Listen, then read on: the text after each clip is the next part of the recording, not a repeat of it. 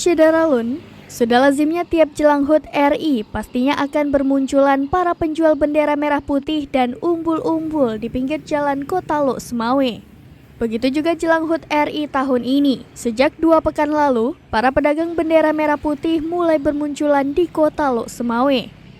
Untuk tahun ini saat kondisi COVID-19 sudah melandai, para penjual bendera pun sudah bisa tersenyum lega karena omset mereka kembali normal. Seperti diceritakan Umen berusia 35 tahun yang berjualan bendera merah putih dan umbul-umbul di pinggir jalan masuk Kota Lok Semawe, tepatnya dekat jembatan Cunda Lok Semawe pada Rabu 10 Agustus 2022. Dirinya sudah berjualan bendera yang diproduksi dari Bandung tersebut sejak 11 tahun lalu. Namun diakuinya, saat masih pandemi COVID-19, omset penjualannya menurun drastis, di mana omset penjualannya per hari hanya berkisar 2 juta rupiah.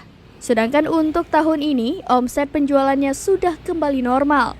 Kini, omset penjualan Umen berkisar antara 3 juta rupiah sampai 4 juta rupiah per hari. Dari Lok Semawe, Saiful Bahri, Serambi On TV.